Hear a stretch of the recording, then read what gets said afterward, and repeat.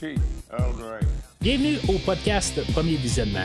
Welcome to the very end of the road not taken. Aujourd'hui, on parle d'un épisode de Star Trek Picard. Admiral Picard, I leave this situation in your capable hands. Bien entendu, avant de commencer à écouter le podcast, je vous suggère fortement d'écouter l'épisode de Star Trek discuté aujourd'hui, car je vais le spoiler complètement. I want to live, however briefly. Bonne écoute. Alors, bienvenue à bord de l'Enterprise D. Ça fait tellement longtemps qu'on veut revenir sur ce magnifique vaisseau. Et aujourd'hui, on va parler à bord du Enterprise D, quand on va parler de la grande finale de Star Trek Picard, dans le fond, le 10e épisode de la 3e saison, The Last Generation, que je pense que peut-être que ça a le rapport avec la dernière génération des Borg, mais... Comme qu'on va parler un peu aujourd'hui, je ne suis même pas certain qu'on va vraiment avoir la fin du Borg. Mais en tout cas, avant de commencer à parler de l'épisode proprement, parce qu'on va parler de quand même pas mal d'affaires aujourd'hui, on va clore pas mal toute la série là, de Star Trek Picard, puis surtout la 3e saison, dans le fond, où ce que j'ai réécouté toutes les 3-4 jours là, avant de finalement pouvoir écouter là, la finale, je me suis retapé toute la saison au complet, fait que pour pouvoir faire des liens avec la dernière épisode, puis pouvoir voir un peu là, si on peut fermer là, l'histoire de tous nos personnages. Mais avant d'embarquer là-dedans, je vais vous rediriger quand même sur le site internet du podcast, premiervisionnement.com. Vous allez trouver un onglet pour pouvoir télécharger tous les épisodes de Star Trek actuels, dont les 3 premières saisons de Star Trek Picard, tout ce que j'ai à dire sur chaque épisode, une critique sur chaque épisode de ça, et même de Star Trek Discovery, Star Trek Lower Decks, Star Trek Prodigy et Star Trek Strange New Worlds, que dans le fond, là, la prochaine fois qu'on va s'en parler, ça va être le début de la 2e saison. Sinon, si vous êtes à jour avec le podcast pour Star Trek, vous pouvez aussi rechercher sur le site internet plusieurs films que je couvre au podcast, parce que le podcast, oui, il fait beaucoup de Star Trek, mais il fait aussi beaucoup de films, dont la série des Missions Impossibles que je suis présentement en train de couvrir. Bientôt, ça va être la série des Indiana Jones que je vais commencer dans quelques semaines. Donc, vous pouvez suivre aussi le podcast sur n'importe quelle application de balado-diffusion pour pouvoir avoir chaque épisode chaque semaine. Et bien sûr, vous pouvez suivre Premier Visionnement sur les réseaux sociaux Facebook et Twitter. Donc, l'épisode d'aujourd'hui, la grande finale, comme j'ai dit, j'ai écouté la 3e saison au complet en préparatif pour rembarquer là, dans l'épisode final. Je veux dire, vraiment là, dans les quelques derniers jours. J'ai aussi écouté All Good Things, qui est le dernier épisode de Star Trek The Next Generation. Peut-être pour un peu là, faire un comparatif avec les finales, dans le fond. J'ai pas eu le temps d'écouter Star Trek Nemesis, ça aurait été bon là, de pouvoir avoir vraiment là, la totale, savoir quelle qui était la meilleure fin dans les 3 scénarios. C'est sûr que quand ils ont fait All Good Things, ils savaient qu'il y avait le film de Generations qui s'en venait. Là. Je pense que 6 mois plus tard, il était déjà sur le tournage là, du premier film là, de The Next Generation. Mais c'était quand même une finale pour l'équipage qu'on va avoir aujourd'hui. Fait qu'en tout cas, je vais reparler de ça un peu plus tard. Fait que juste dans ma réécoute de la 3e saison, je vais juste faire un peu une petite récapitulation là, de la saison. On a eu toutes des parties là, avec Worf et Raffi, que dans le fond là, qui a été pas mal en parallèle avec notre équipe là, de Picard et de Riker puis de Seven, en tout cas tout ce qui se passait sur le Titan. Dans ma réécoute, honnêtement, je suis pas mal. Je pense que j'en ai parlé là, quand j'en ai parlé de ces épisodes. Honnêtement, je pense que ça n'a pas servi à grand chose dans toute la saison là, où ils vont rencontrer Sneed, Kryn, et Rika là, toute cette histoire là, genre à chaque semaine là, il allait rencontrer quelqu'un pour finalement savoir là, qui avait attaqué là, l'école là, de Daystrom. Puis c'est ça, dans le fond, là, ça tournait en rond un petit peu. Là, c'était juste un peu pour ramener Worf. Mais honnêtement, dans ma réécoute, je dirais que c'est le fun semaine par semaine. Mais pour la réécoute, je trouve que c'est un petit peu long là, pour rien. Il y a bien sûr Vadik, j'ai quand même aimé là, ce personnage-là que je m'attendais pas à ce qu'il revienne. Là, dans le fond, là, c'était pas mal l'ennemi là, tout le long de la saison. Puis même en revisitant le personnage, je pense que je l'ai quasiment mieux aimé là, de l'avoir écouté d'un bout à l'autre. Puis peut-être que j'ai mieux un peu compris le personnage là, puisque l'histoire est plus fluide. J'ai remarqué les premiers épisodes, je pense que c'est les 4 premières, là, on a toujours de la musique là, des années 60-70, puis tout d'un coup ça l'arrête comme sans vraiment là, de raison là, on a tout le temps des flashbacks dans les premiers épisodes, puis après ça on arrête de faire des flashbacks, mais on aurait pu quand même trouver manière là, de garder une constance là, toute la saison. On l'a coupé. En réécoutant aussi All Good Things, j'ai remarqué là, que Geordi dans ce futur là, il y a 3 enfants, pas juste 2, il n'y a pas juste Alandra et Sydney. Il y a un garçon aussi qui s'appelle Brett qu'on n'a pas connu là, cette saison aussi. Je sais pas s'il existe, mais All Good Things est quand même un univers alternatif, mais il y a des affaires quand même qui fonctionnent, mais ça peut même amener à l'idée là, de le syndrome rhumatique. Est-ce que c'était juste une invention pour le show de All Good Things qui était dans un futur, que c'était juste pour ce moment-là là, dans l'épisode, puis que dans le fond il aurait pu être oublié par la suite, mais dans le fond on a décidé là, de continuer sur cette histoire-là à partir là, de la saison 1 de Star Trek Picard, mais c'est en même temps aussi All Good Things propose un futur alternatif où ce que Data a survécu après Nemesis, puis dans le fond il y a eu un temps pas pareil là, suite à la fin là. Fait que c'est quelque chose d'alternatif là, mais en tout cas quelque chose que j'ai remarqué quand même au début de la saison, bien sûr on a Laris qui dans le fond là, qui faisait la maintenance là, au manoir de Picard, qu'on n'a pas de retour aujourd'hui. Honnêtement, je pensais qu'elle allait peut-être avoir quelque chose là, qui allait se clôturer, mais c'est ça, en l'écoutant dans la globalité des choses là, je trouve que quelque part là, on fait juste tasser le personnage pour vraiment avoir pas de suite là-dessus. Je trouve ça un petit peu plate là, en écoutant toute la saison dans une d'un trait, qu'on n'a pas Laris qui revient à la toute fin quelque part là, juste pour l'embarquer, mais je comprends le principe de juste ramener notre équipage, mais à quelque part que il a quand même apporté des choses là, dans les 2 dernières saisons, puis que surtout peut-être avec la suite de la 2e saison, mais comme je reparlais encore un peu plus tard, comme je le laisse sous-entendre, la 2e saison n'a pas vraiment de poids dans la saison d'aujourd'hui, qui je pense que même si j'ai parlé là, la semaine passée là, au dernier épisode plutôt, que avec le bug puis tout ça, des choses qui marchent pas avec qu'est-ce qu'on a fait dans la 2e saison, puis que dans le fond pourtant c'est écrit par la même équipe qui ont fait la 2e saison, puis qu'on dirait qu'on a carrément là, oublié la 2e saison, à part quelques petites références là, que Picard va faire au courant de la saison là,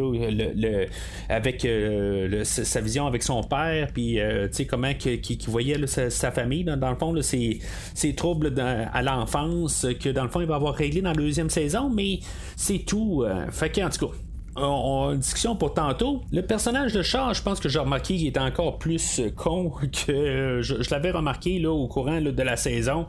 Vraiment, là, il lance vraiment des coups bas là, à Seven, là, surtout là, dans les 2 premiers épisodes. J'avais pas remarqué là, qu'il avait été vraiment là, dénigrant avec elle. Là. C'est vraiment là, quelque chose quand même. Mais c'est ça. Du coup, j'aurais quand même aimé ça là, parce que on voit vraiment une progression du personnage à la toute fin. Chose que dans le fond qui va avoir changé là, dans mon juste parce que j'ai vu finalement le dernier épisode, mais je savais qu'il devait avoir un peu une rédemption à la toute fin, mais à la toute fin quand il meurt, ça a l'air plus d'une question là, de genre c'est juste par le moment parce qu'il veut pas vraiment mourir comme être vu juste comme un con, mais en tout cas c'est juste parce qu'il est sur le point de mourir. Je pense que c'est pour ça que finalement il va accepter là, d'appeler Seven, de l'appeler Seven, puis d'arrêter de l'appeler Hanson, mais je pense que c'est vraiment parce qu'il est en train de mourir. Mais avec le visionnage de la dernière épisode, ben je pense que c'est un petit peu mieux à quelque part rapporté qu'en bout de ligne. Là, il la regardait pas tant de haut que ça, il la respectait quand même pour qui qu'elle était. C'est juste que c'était pas tout le temps là, la manière là, qu'il s'y prenait. Il y avait des choses au laboratoire de Daystrom. Il y avait le corps de Kirk qui avait été récupéré. Peut-être justement dans le fond là, une manière là, de nous dire qu'ils ont récupéré là, des choses à Veridian 3 comme qu'ils ont rapporté la soucoupe de l'Enterprise Day. Mais tu sais, à quelque part on savait bien que probablement que l'Enterprise Day allait revenir, sinon ben, c'était le E, mais en tout cas c'était la discussion de la semaine passée. Puis en même temps ben, on avait l'engin Genesis qu'il y avait là, dans Star Trek 2 et 3 que dans le fond aussi on voyait à cet endroit-là que tu sais dans le fond c'était plus vraiment là, des clins d'œil à la série là, puis même à les Tribbles. On n'en fera pas de suite à ça, mais tu sais je veux dire j'en ai quand même pris note des fois qu'on a des suites à ça. On a Moriarty aussi là, qui faisait un caméo. Puis Alandra, ben, il parlait du hangar 12 que finalement, ben, c'est ça, c'est là qu'on garde l'Enterprise Day. Puis c'est ça, dans le fond, là, toutes des notes, là, des choses là, que j'ai remarqué là, rapides. Il y en a une couple d'autres, là, mais je veux pas passer l'épisode là-dessus. Mais toutes des choses que j'ai comme un petit peu sauté par-dessus sans vraiment prendre de notes pendant que je suivais là, toute la saison. Puis dans le fond, là, pour pouvoir voir des liens là, avec plus tard là, dans la série. Dans le fond, là, toute la saison a pas mal une thématique là, de famille, qu'est-ce qui est la famille, des familles reconstituées, puis des familles de sang, puis pas de sang. Puis c'est ça un peu là, tout l'équipage là, de la nouvelle génération de Next Generation là, que, en bout de ligne, là, c'est une famille qui vont se tenir même si sont pas nés de les mêmes parents, ben c'est une famille, mais tu sais aussi les enfants font partie là, de cette famille là. Fait que tu sais c'est pas mal là, toute la grosse thématique là, de la saison 3, puis tu sais c'est beaucoup clair là, quand on l'écoute tout sur une globalité là, quand on écoute là, les 10 épisodes là, vraiment là, comme un immense gros film là, de pas loin là, de 10 heures. Alors l'épisode d'aujourd'hui, ils ont changé le logo. Dans le fond, il l'a adapté à l'épisode d'aujourd'hui. C'est plus le Titan, c'est l'Enterprise Day. Puis on voit ça comme un peu là, dans une vision là, de Borg. Dans le fond, c'est juste le logo d'introduction. J'aime quand même là, la petite touche de ça. Là. Avant, c'était le Titan, puis on voyait là, le Shrike à l'arrière. Fait qu'on l'a juste adapté. Fait que on rembarque dans l'épisode avec un caméo que je m'attendais pas. Dans le fond, c'est un caméo de Walter Koenig que lui faisait là, Chekhov dans le fond là, dans la série originale. Je n'étais pas trop sûr à quelque part. Même IMDb vont dire là, dans le chose là, que c'est vraiment Walter Koenig qui fait le personnage, mais il est pas là dans la distribution. Là. Pareil comme Alice Krige qui est pas là dans la distribution. Il y a pas grand monde là, qui est là. Je parle d'Alice Krige.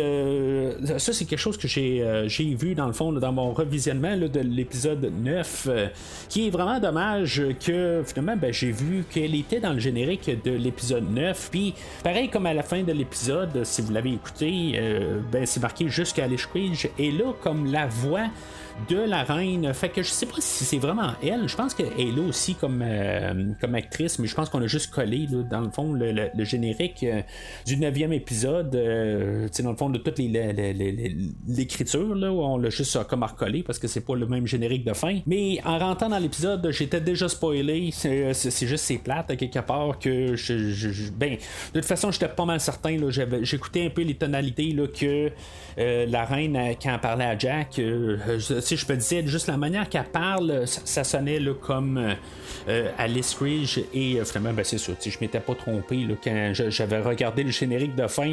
C'était vraiment juste un pur hasard. Je regardais les noms puis juste comme je me suis dit bon j'en ai oublié dessus un avant que je regardais tous les noms, Brent Spiner, Jonathan Frakes, Lever Burton, je regardais tout puis je me suis dit j'en ai oublié dessus un, puis là tout d'un coup je vois ça, Alice Krige. Fait que j'étais un petit peu déçu de voir ce spoiler là, mais regarde, j'ai couru après. Mais en tout cas, je vais reparler là-dessus dans 2 minutes.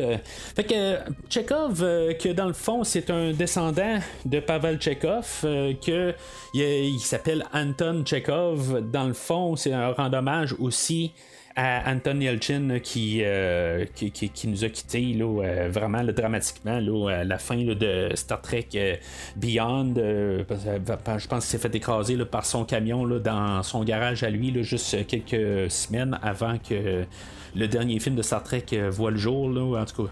Fait que, on lui a rendu hommage dans 2 sens. Je pense que Walter Koenig, c'est un des 3 seuls qui reste. Je pense qu'il reste juste Chekhov, il reste Sulu, George Takei, et bien sûr William Shatner qui faisait le Captain Kirk. Quelque part, je me suis dit, est-ce qu'il y avait une chance qu'on voie Kirk aussi aujourd'hui à cause de justement le musée Daystrom. Finalement, on ne l'aura pas, mais ça veut pas dire qu'on ne l'aura peut-être pas dans une autre série, qu'on ne la verra pas dans Strange New Worlds. Puis ça, je veux dire, je veux pas dire que je vais mettre mon argent là-dessus, mais je serais pas surpris. Alors, le président de Starfleet ou de la Fédération, Anton Chekhov, lui, il va mettre une mise en garde que la Terre est attaquée par le Borg, puis dans le fond, de s'éloigner de la Terre, dans le fond, que sont en train de perdre le combat contre le Borg, puis dans le fond, de pas essayer, je veux dire, c'est cause perdue. Je sais pas si c'est un petit peu défaitiste quelque part, c'est juste peut-être que tu essaies d'attirer tout au moins pour essayer de te débarrasser, mais l'autre côté, quand tu sais que c'est cause perdue, ben tu essaies d'éloigner qu'il y ait le moins de décès possible, puis dans le fond c'est quand même assez correct qu'est-ce que le président fait.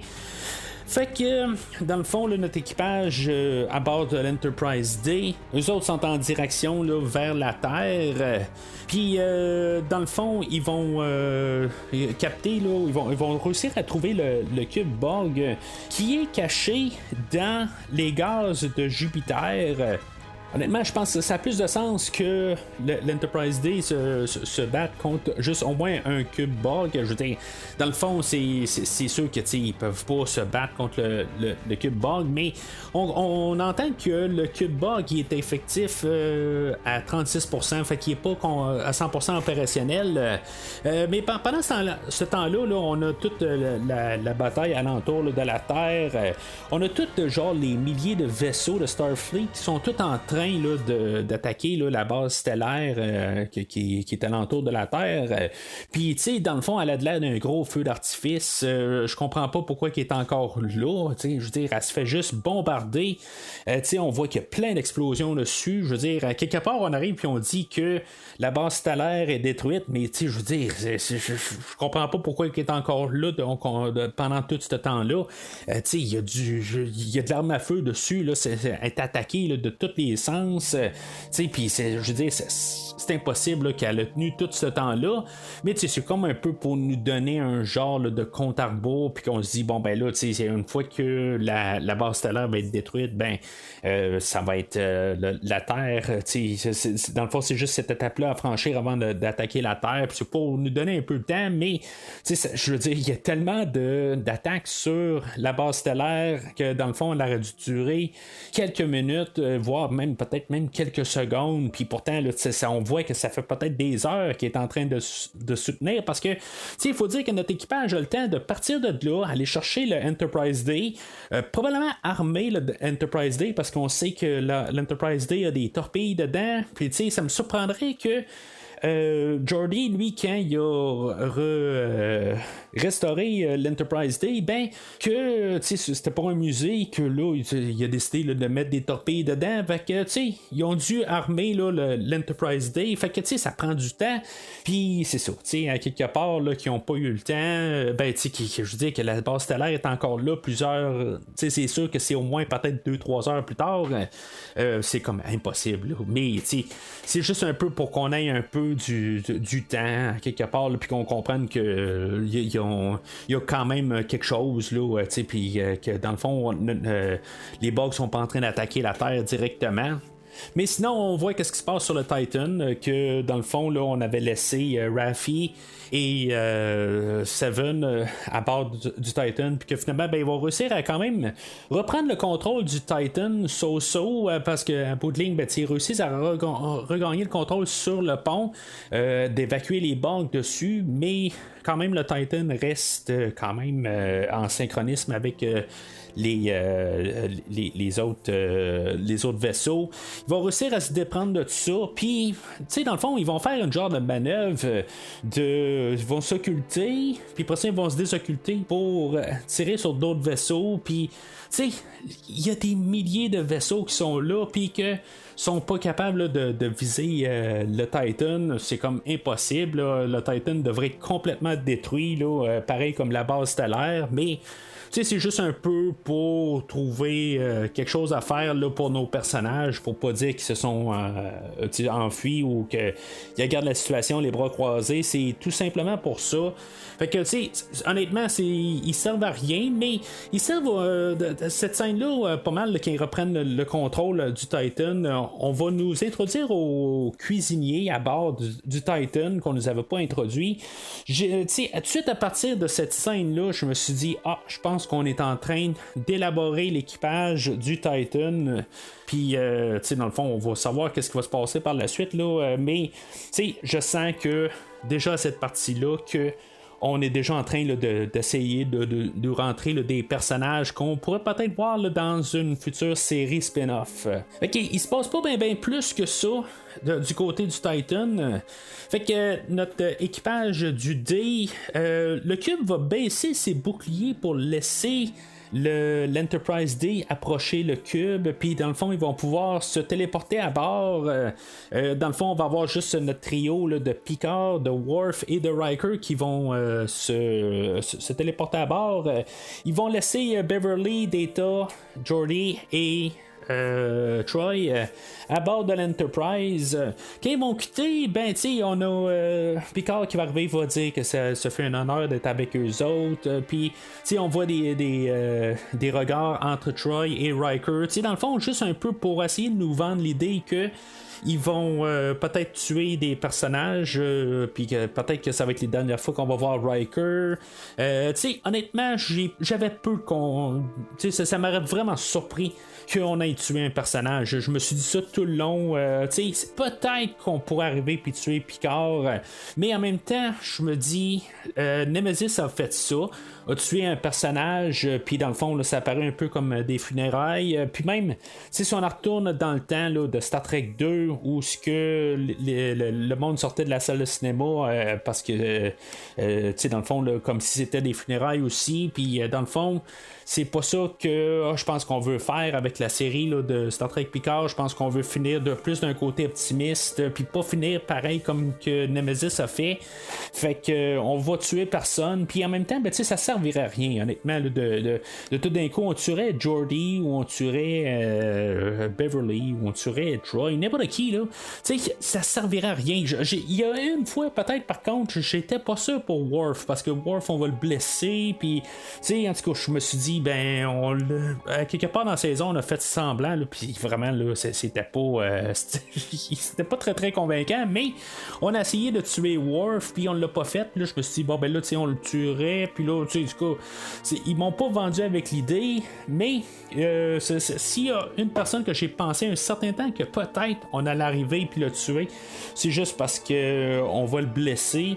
Puis on va peser un peu sur le fait là, qu'on va le blesser encore un peu plus. Là, il va manger une couple de coups de phaser, mais honnêtement, on va, ça sera pas grand chose à la toute fin, mais j'ai comme un peu arrivé avec l'idée là, est-ce qu'on va vraiment tuer Worf? Ça a aucun but, mais on aurait pu. Worf étant là, l'acteur, là, Michael Dorn étant là, l'acteur là, qui par vraiment là, par une long shot, l'acteur qui a joué le plus là, dans Star Trek, c'est quelque chose là, comme 250 épisodes, peut-être plus, là, même peut-être 300. C'est genre 50 de plus que que Patrick Stewart. Puis je pense que c'est même pas Patrick Stewart, dans le fond, là, qui a joué le plus. C'est comme numéro 2. Là, je pense que c'est comme le troisième. Là, c'est le Chief O'Brien, Colm Meaney, qui est le deuxième acteur, là, parce qu'ils ont joué là, dans Deep Space Nine également. Fait que même une fois rendu sur le cube Borg, ils vont se séparer. Dans le fond, Worf et Riker, eux autres vont se charger là, d'essayer là, de faire apparaître là, l'émetteur pour que, dans le fond, l'Enterprise D peut partir d'attaque sur le cube puis savoir qu'est-ce qui émet le message pour contrôler les Borg à distance. Puis c'est ça, dans le fond, eux autres, c'est comme leur fonction. Fait que, tu sais, c'est comme tout l'équipage travaille là-dessus pour éliminer là, la menace Borg. Puis Picard, ben lui, dans le fond, c'est comme sa mission, en guillemets, son objectif, c'est de réussir à ramener son fils. Je pense qu'on va avoir fait un bon travail là, dans toute la saison, dans le fond, là, pour qu'on s'attache à Jack, qui est joué là, par Ed Speleers. On va l'avoir embarqué tranquillement dans le scénario. Puis on va l'avoir, on va pas trop nous le mettre au visage, même s'il devient quand même un des personnages principaux. Mais je pense qu'on a, je veux dire, je l'aime bien ce personnage-là. Je suis content qu'on va continuer avec ce personnage-là. Qui est pas tannant. Puis je veux dire, des fois là, des fois qu'on essaie de trop nous le mettre au visage, ben ça peut être irritant. Mais je pense que même avec Sidney LaForge aussi, que c'est la fille à Geordi, ben ils font vraiment une bonne job là, pour qu'on aime ces personnages-là là, tout au courant là, de la saison. Alors on a un peu les rôles inversés aujourd'hui, où ce que dans le fond c'est Jack qui est rendu à la place là, de Locutus, qui dans le fond il est assimilé par le Borg, il est tout là avec l'équipement Borg, dans le fond là, tout l'équipement de hockey dans le fond là, que je suis en train de me dire là, quand j'écoutais le Best of Both Worlds là, ça me faisait penser là, à The Dark Knight, où ce que Batman il dit là, la différence entre Batman et celui-là là, qui l'a laissé là, de se passer pour Batman là, ben, que lui il dit là, qu'il porte pas d'équipement de hockey. Puis c'est un peu ça que je pensais au Borg quelque part, que c'est vraiment comme quasiment de l'équipement de hockey qu'ils ont sur eux autres là. C'est mieux un peu qu'est-ce qu'il y a dans Picard que qu'est-ce qu'il y a là, dans Best of Both Worlds. Ça je vais le donner, mais ça ressemble quand même à ça. Fait que on va avoir Alice Creed qui va revenir. Je pense que c'est elle. Je veux dire, dans le fond, là, ça s'y est pogné tout quand même là, à un plafond. Puis c'est sûr que j'avais un petit peu de misère avec ma connexion Internet ce matin. Là. Il a fallu que j'écoute l'épisode, que je change là, de plateforme. Je l'écoute sur mon PlayStation 5. Après ça, je l'écoute sur la télé. En tout cas, sur le PlayStation 5, là, Crave rentre très croche. En tout cas, je sais pas si ça vous fait ça. Là, quand c'est un épisode qui est bien demandé là. En tout cas c'était tout croche là. Fait que je voyais mal un petit peu là, l'image, mais puis même quand je la réécoutais plus tard, quand je me suis transféré mon application sur ma télé, ben même là je voyais pas très très bien la reine. On dirait qu'elle est toute floue. Fait que je me dis, est-ce qu'ils l'ont fait à l'informatique? Alice Creed ne pas rentrer là, dans tout le maquillage, ou c'est peut-être quelqu'un d'autre qui fait le personnage? Parce que quelque part, ben, comme j'ai dit, c'est juste la voix de la reine qui est crédité à Alice Creed. Puis sinon, ben, le visage est tellement déformé que c'est-tu elle, c'est pas elle. Ça peut être une invention informatique aussi. Là. Fait que c'est quelque chose là, qui reste à savoir. Là. Je suis trop tôt peut-être là, en train d'enregistrer là, le podcast là, pour le savoir. Alors, Picard, ben, c'est ça, il va se brancher là, à la collectivité des Borg, puis il va discuter avec son garçon, puis, tu sais, dans le fond, j'aime quand même les arguments. Quelque part, il arrive, là, puis, tu sais, essayer là, de sortir de là. Il y a un peu une thématique avec les Borg, qu'on peut peut-être arriver avec un parallèle, que c'est comme être connecté sur l'Internet, les réseaux sociaux, puis que, tu sais, dans le fond, être branché sur l'Internet, que dans le fond Jack aime, puis il est prêt à rester là. Puis Picard arrive, puis il dit, ben, il essaie de sortir de là, mais finalement, ben, Picard va arriver puis il va dire ben tu sais je vais rester avec toi, tu sais tout est arrivé pour finalement là que il a changé sa vie puis tout ça. Dans le fond il montre peut-être là, le meilleur amour qu'un parent peut donner à son enfant. Fait que ça réveille un peu Jack, puis Jack, ben, il va changer de bord à quelque part, ben, tu sais, il va dire, ben, tu sais, c'est beau, mais tu sais, je peux vivre avec ça, puis, tu sais, je veux dire, dans le fond, sortir là, de la collectivité. Fait que, tu sais, je trouve que c'est une belle manière là, de tout fermer ça, à quelque part, là, toute cette partie-là, puis que Jack revienne là, du côté là, des vivants, en guillemets. Puis pendant ce temps-là, ben c'est ça, on a l'Enterprise Day là, qui nous fait une passe à la retour du Jedi avec le faucon millénaire là, qui rentre dans l'étoile noire, ou la deuxième étoile noire, là, puis pour détruire le centre de l'étoile noire, puis finalement là, que ça fait tout sauter, ben on a l'Enterprise qui rentre dans le cube Borg, puis qui passe au travers de tout pour se rendre au centre du cube Borg. Il y a le dilemme au centre là, qui est quand même un peu intéressant pour tout le monde parce qu'il y a beaucoup des enfants là, de pas mal tout l'équipage qui sont en jeu. Puis que quelque part, ben, pour the needs of the few outweigh the needs of the many, qu'en bout de ligne, ben, ils vont peut-être perdre Jack, ils vont perdre tout le être cher, puis dans le fond, ils vont tous perdre leur vie peut-être s'ils font sauter là, le centre du cube. Mais au moins, la galaxie va être sauvée. Puis c'est ça à quelque part, fait que éventuellement ils peuvent pas attendre indéfiniment que finalement peut-être que le Borg peut se réveiller et que finalement il n'y a pas vraiment de raison pareil, mais c'est juste qu'ils décident on va se faire sauter le cube parce qu'en bout de ligne aussi le Borg est en train d'attaquer la Terre, fait qu'ils peuvent pas tant attendre que ça, fait que finalement ils vont essayer de sortir de là, mais en même temps Riker, qui était resté sur place, va rentrer en communication avec Troy. Elle va le sentir, puis dans le fond, elle va prendre les contrôles de l'Enterprise Day, qui est pas toujours une bonne affaire. Si on se rappelle bien, là, il s'est passé une couple de certains incidents quand Troy était à bord là, au contrôle de l'Enterprise Day. Certains accidents comme sur l'Enterprise Day, l'Enterprise E, quand il rentre en collision avec le Scimitar là, à la fin là, de Nemesis, c'est elle qui était aux commandes. Si je me rappelle bien, puis dans un épisode aussi, là, elle va crasher dans quelque chose là, avec le D, mais je m'en rappelle pas, mais je sais que c'est pas mal là, la péripétie là, des histoires de Troy et les commandes, mais à quelque part, ils sont capables de retrouver là, nos 4 personnages, puis laisser là, la reine mourir à bord de son cube. Fait que ce qui m'apporte à l'idée que c'est pas la première fois que la reine Borg se fait détruire, elle, cette forme-là, là, avec Alice Krige. Peut-être que c'était des jumelles qui ont assimilé, que finalement, qui ont transposé là, le fait que c'est la reine Borg. Là. On peut peut-être dire ça. À la fin là, de Voyager, je crois qu'elle revenait aussi. Puis bien sûr, à la fin de First Contact, là, c'est là qu'on l'avait vu initialement. Fait que, s'ils veulent faire revenir le Borg, ils peuvent le faire revenir tant qu'à moi. Je veux dire, elle est morte là, mais on a toujours Jurati qui est en train de se promener dans l'univers aussi, cette version des Borg là. Fait que, honnêtement, là, c'est une fin parce qu'on n'a pas le choix. C'est l'ennemi juré là, de Star Trek The Next Generation.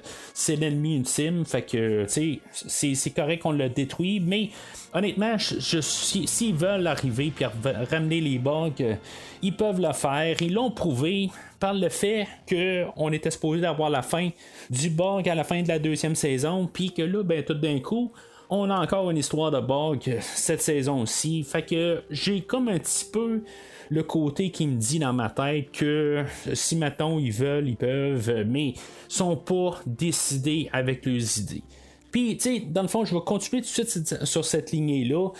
Dans la scène post-générique, où ce qu'on va avoir Q qui va revenir, que j'ai trouvé, honnêtement, c'était un petit peu une claque au visage. Je pense que je l'ai pris mal, encore plus mal que le Borg.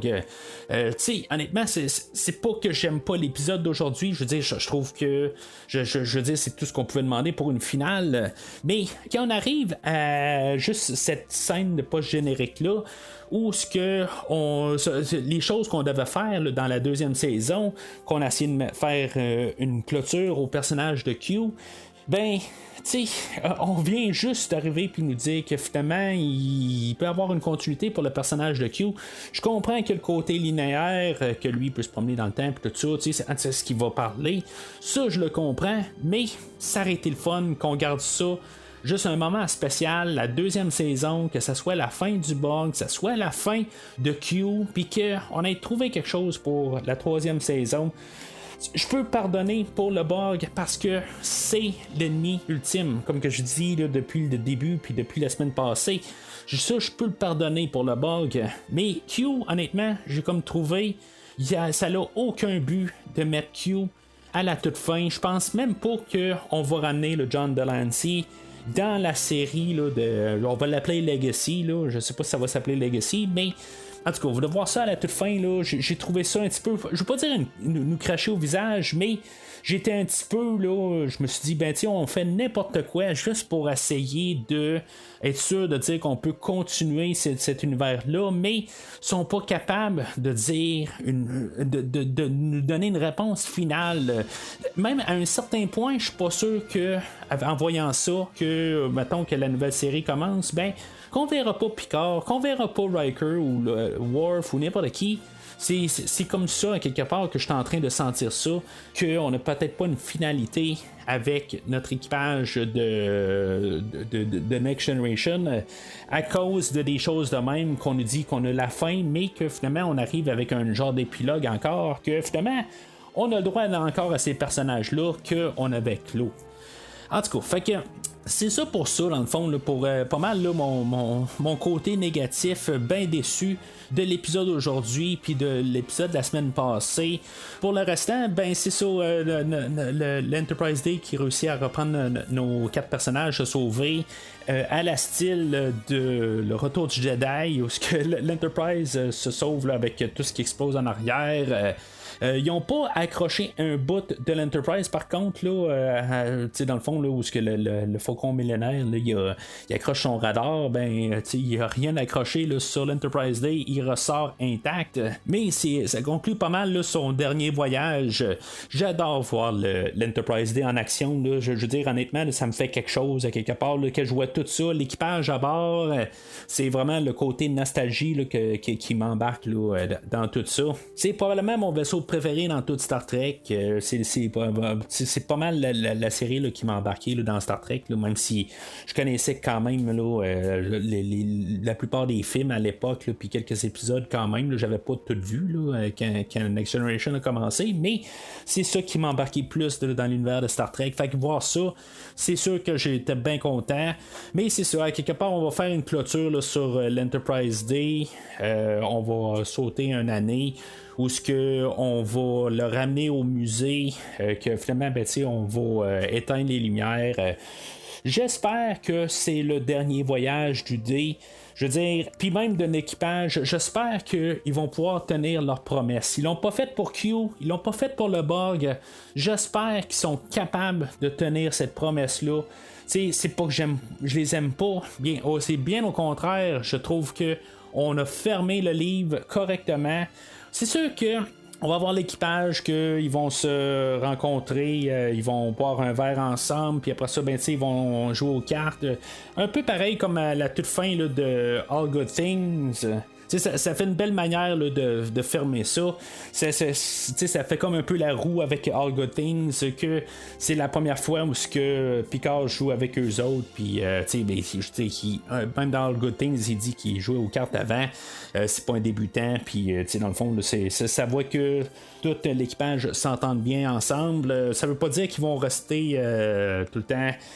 Qui vont faire des choses ensemble, mais à quelque part, on sait que Data, ben, il il doit visiter le conseiller Troy souvent, dans le fond, là, parce que là, il essaye là, de comprendre un peu toutes ses émotions. C'est pas la première fois que Data a des émotions, mais en tout cas, ça fait un peu redondant d'un côté, mais c'est ça. Je pensais que quand il y a un bout, là, il dit là, qu'il a vu quelqu'un en train de caresser son chat, ben, je pensais qu'il allait parler de Spot, comme on avait vu Spot un peu plus tôt dans la saison. Je pensais qu'on allait faire un lien avec ça. C'est quelque chose qui a dit qu'il s'est racheté un chat là, pour avoir son Spot 2 ou quelque chose de même, là, mais parce que honnêtement, l'autre chat, là, il doit être mort. Là, il aurait dû, ben, à quelque part, c'est où ce qui était depuis tout ce temps-là. Fait que c'est correct qu'il aurait pu avoir un autre chat, mais ça c'est pour Data. Worf,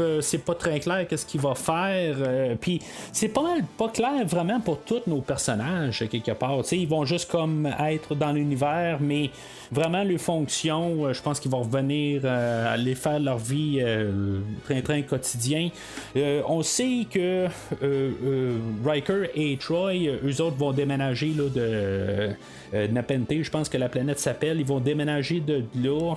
Puis c'est une des seules affaires qu'on sait pour eux autres. Est-ce que Picard et Beverly vont reprendre dans le fond? Je pense que c'est peut-être quelque chose là, qui est envisagé. Il y a Jack que lui, il va garder une photo là, de ses parents, que je pense que c'est une vraie photo qui a dû être prise là, genre à la première là, de Generations ou quelque chose de même. Là. C'est clair que c'est une photo qui a été prise pour vrai, là, que c'est vraiment là, Patrick Stewart et Gates McFadden là, qui était sur un tapis rouge, quelque chose de même, là, mais c'est juste le fun un peu, là, genre de clin d'œil quelque part là, de l'époque.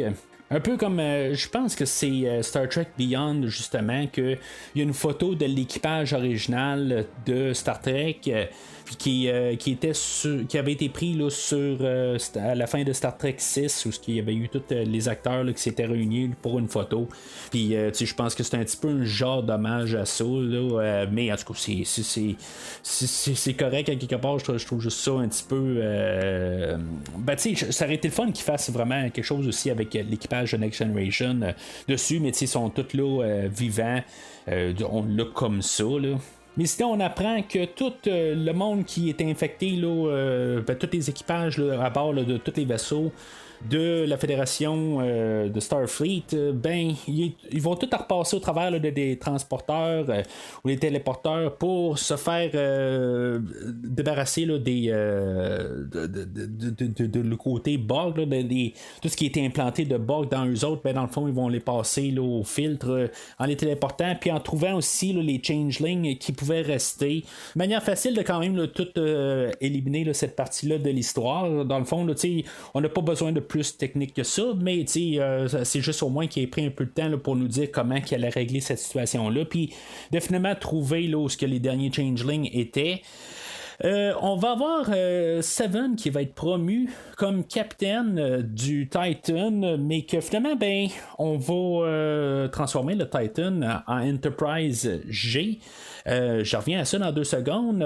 Ça va être Tuvok qui va promote, je sais pas si c'est ça, promote, faut dire, là, mais que Seven, dans le fond, là, il va y faire jouer une vidéo de Shaw, puis que Shaw, dans le fond, il était prêt à la recommander comme capitaine. Fait que, puis c'est ça, dans le fond, on devait voir Tuvok juste pour être sûr de savoir qu'il était vivant. Dans le fond, je pense, pour finir ça rose aussi, pour être sûr de pas finir sur des funérailles encore, puis que tout le monde, pas tout le monde, mais pour certains téléspectateurs qui aimaient Voyager, qui finissent pas avec la mine basse, avec Tuvok qui est décédé par le Changeling. On voulait voir qu'il est encore vivant. Je suis surpris de ne pas avoir vu Janeway, par contre, parce que on a parlé de Janeway plusieurs fois.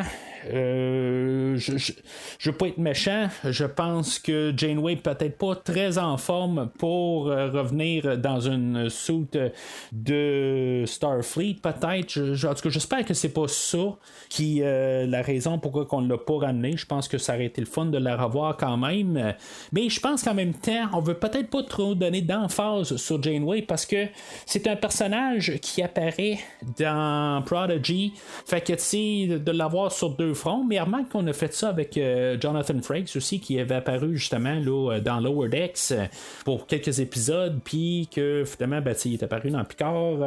Fait que, tu sais, c'est un argument là, qui est plus valide, là, vraiment, là, dans ce que je viens de dire. On aurait pu juste l'avoir pour un caméo, ce qui aurait été le fun, mais comme j'ai dit, là, j'espère juste que c'est parce que c'est pas juste une question esthétique là, qu'on l'a pas ramené.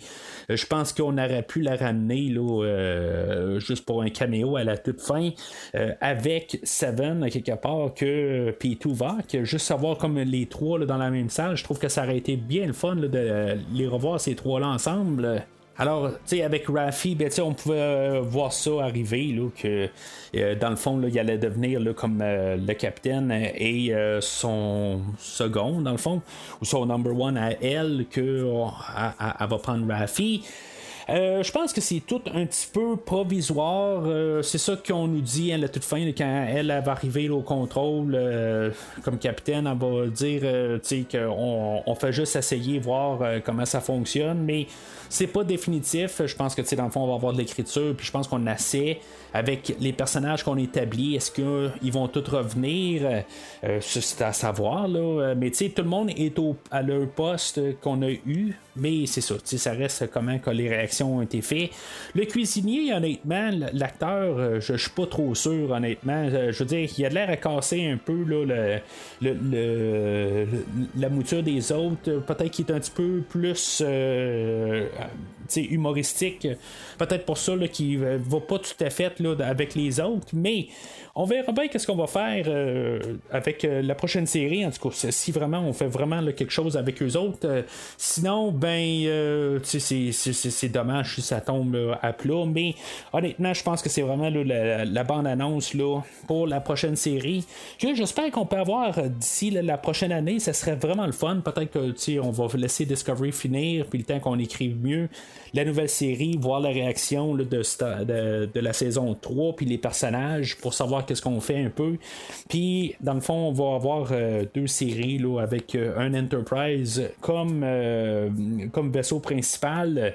Je sais pas si ça va, si c'est vraiment une bonne idée de faire ça, mais c'est à deux temps. Puis je veux dire, quelqu'un qui commence un peu à comprendre l'univers va comprendre que l'Enterprise G, c'est pas pareil comme l'Enterprise tout court, qui est mené là, par Christopher Pike. Mais pourquoi avoir transformé le Titan en Enterprise G? Ça, un petit peu, je suis pas trop d'accord avec l'idée, honnêtement. J'aime mieux le design de l'Enterprise, du Titan que l'Enterprise F. Ça, je veux dire, quelque part, qu'est-ce qui s'est passé avec le F? Est-ce qu'il y a le F et le G aussi qui sont là en même temps? Je sais pas, mais le Titan aussi, je veux dire, a eu sa place. Je trouve qu'avec ce qu'il a fait dans toute cette saison aussi, devrait pouvoir garder son nom fièrement, mais là, à quelque part, il va être juste aboli pour, dans le fond, à cause de l'équipage de Jean-Luc Picard. Je trouve que, c'est comme finir ça trop rose, mais que je trouve que c'est pas correct, à quelque part. Je trouve que l'équipage du Titan aurait dû, il était fier d'être sur le Titan, puis tout ce qu'ils ont sacrifié en tant que Titan dans cette saison-ci, il aurait dû porter le nom Titan fièrement, mais c'est ça, dans le fond, on va avoir juste aboli le nom pour y coller l'Enterprise G. Je comprends que le G et le H et le I n'ont pas été encore divulgués. Je veux dire, on les a pas vus dans rien du tout. On a l'Enterprise J qu'on voit là, dans la série Enterprise, mais c'est ça, on n'a pas le GHI, là, on ne sait pas ce qui est passé avec, puis on sait toujours pas ce qui s'est passé avec l'Enterprise E. J'ai vraiment aucune idée, là. Il s'est passé quelque chose quand Worf était aux commandes et c'est tout. Peut-être quelque chose qu'on va pouvoir un peu explorer une fois là, qu'on va être dans la nouvelle série, mais c'est ça, je pense que ça clôt pas mal là, toutes mes pensées sur la saison 3. Est-ce que c'est une meilleure finale que All Good Things ou Nemesis? Je pense que c'est clairement quelque chose qui est mieux de laisser notre équipage là-dessus que sur Nemesis.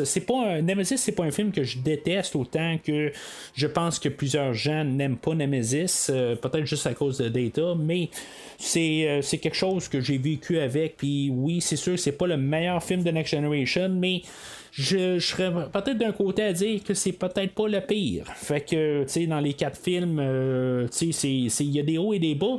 Mais je veux dire, ben honnêtement, les 4 films de The Next Generation sont inférieurs à la série de The Next Generation. Puis, c'est pas des films que je revisite souvent comparativement à ceux-là avec Kirk, où que la plupart des films de Kirk sont meilleurs que quand même quelques-uns de la série. La série avec Kirk est très haut et des bas.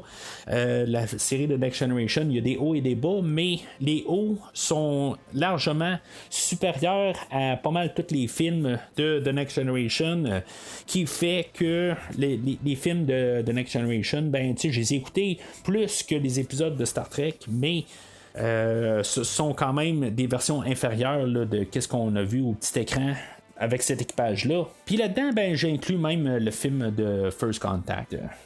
Fait que pour conclure pas mal tout, honnêtement, là, la 3e saison, je pense que c'était vraiment qu'est-ce qu'on pouvait penser d'avoir de la première saison de Star Trek Picard. J'ai quand même beaucoup aimé là, la première saison. Je l'ai écouté 2 fois. Là. Je l'avais réécouté là, quand je m'étais préparé à réécouter là, la saison 2 de Star Trek Picard. J'ai pas réécouté là, la 2e saison de Picard. Par contre, quelque chose que j'aurais dû essayer de faire, mais en tout cas, j'ai été capable là, de me taper la 3e saison en 3 jours, mais j'ai pas été capable en 1 an là, de me taper la 2e saison. C'est à savoir pourquoi. Puis même, je parlais de mon PlayStation 5.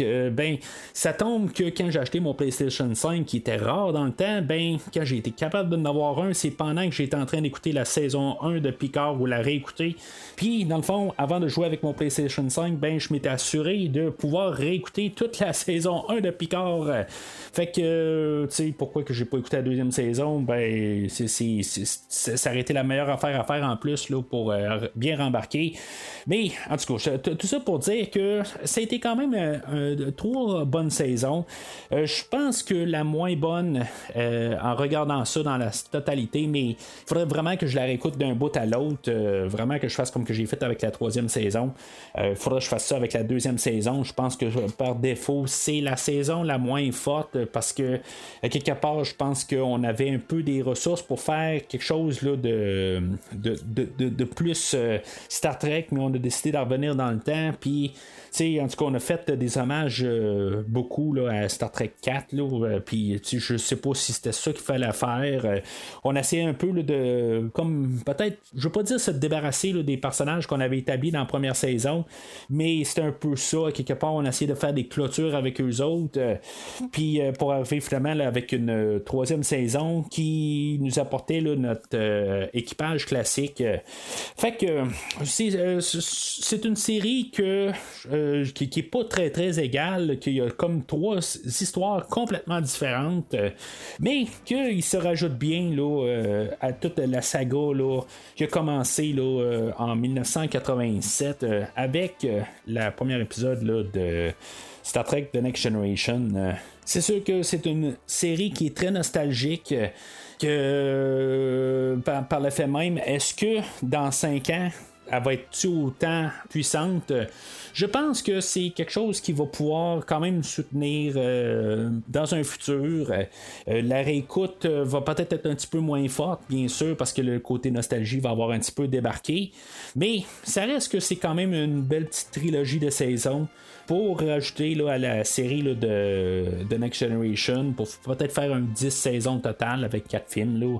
En bout de ligne, là, les 3 saisons valent une saison là, de la série originale là, de 87, là, mais c'est quand même quelque chose là, qui est le fun d'avoir rajouté là, plusieurs années après. Qu'à un certain temps, ben, qu'on pensait que c'était la fin carrément là, avec le film là, de Star Trek Nemesis. Donc, je suis bien content là, qu'on a trouvé un moyen là, de nous rapporter tout cet équipage-là. Puis que, tu sais, dans le fond, là, on a toute une belle fin pour eux autres. C'est rose, mais je suis content là, qu'on a fait cette clôture-là. Fait que c'est pas mal tout pour l'équipage là, ou la série là, de Star Trek Picard. On va reprendre du Star Trek au mois de juin quand on va parler là, de Star Trek Strange New Worlds. Je vais essayer de réécouter la première saison parce qu'il y a un livre qui est sorti avec l'équipage là, de Strange New Worlds. Fait que je vais essayer d'avoir ça de près là, une fois qu'on va parler là, de la deuxième saison là, de Strange New Worlds. J'ai remarqué que dans les derniers jours, que les livres, je pense souvent qu'ils sont disponibles sur Audible, mais vous pouvez faire des recherches sur Spotify si vous l'avez, que dans le fond, il y a des livres disponibles, tout dans le fond, plein de livres de Star Trek sont disponibles sur Spotify, fait que, tu sais, probablement plusieurs autres logiciels là, ou applications de musique, j'imagine que sur YouTube Music, puis des affaires de même, là, c'est disponible, mais vérifiez là, sur vos applications que dans le fond les livres qui sont disponibles sur Audible, ben vous pouvez probablement là, vous les procurer en écoutant là, sur vos logiciels. C'est quelque chose que j'ai découvert dernièrement, que je trouve ça plate un petit peu parce qu'il y en a une couple là, que j'ai payé mon argent en quelque part, tous ceux-là que je parle, là, je veux dire, je les ai payés, puis dans le fond ils sont gratuits là, maintenant là, sur des applications de même, mais je vous invite à vérifier là, pour le prochain livre là, de Star Trek Strange New Worlds, mais tous ceux-là que j'ai parlé de Picard depuis le début, ben ils sont tous disponibles là, sur Spotify, donc je vous invite à aller vérifier ça. Alors, c'est pas mal tout pour aujourd'hui. N'hésitez pas à laisser vos commentaires sur la publication sur Facebook de qu'est-ce que vous pensez de la saison 3 de Picard. Puis, dans le fond, est-ce que la série de Star Trek Picard valait la peine avec sa globalité? Est-ce qu'on a bien terminé nos personnages? Est-ce trop rose? Est-ce qu'on a bien placé, là, dans le fond, pour la prochaine série Legacy, qu'on va appeler pour l'instant? Prochainement, puis avez-vous hâte à cette série-là? Fait que n'hésitez pas à laisser vos commentaires là-dessus. Mais sinon, d'ici le prochain épisode, longue vie et prospérité. I am beginning to regret that I ever allowed myself to be talked into doing this. Merci d'avoir écouté cet épisode de Premier Visionnement. J'espère que vous vous êtes bien amusé. Damn Q. Je vous donne rendez-vous la semaine prochaine pour la couverture d'un autre film. The past is now. Si vous voulez entre-temps regarder le catalogue complet du podcast et télécharger des épisodes passés, rendez-vous sur premiervisionnement.com. So, how do we make this Mr. Alphabet undo what he did to us? Vous pouvez aussi suivre le podcast sur plusieurs plateformes, dont Apple Podcast, Spotify, Podbean, Google Podcast, Amazon Music et YouTube. N'hésitez pas à donner une critique de 5 étoiles sur la plateforme de votre choix. I was standing up for the Federation, for what it represents, for what it should still represent. Vous pouvez également suivre Premier Visionnement sur Facebook et Twitter pour rester informé de nouveaux épisodes. Admiral, I'm no longer in command of this ship. Premier Visionnement a besoin de votre aide pour grandir. Vous pouvez partager le podcast avec vos amis qui s'intéressent au cinéma de tout genre. And we have powerful tools, Rios. Openness, optimism, and the spirit of curiosity. En espérant vous voir au prochain épisode. Capitaine. How I missed you.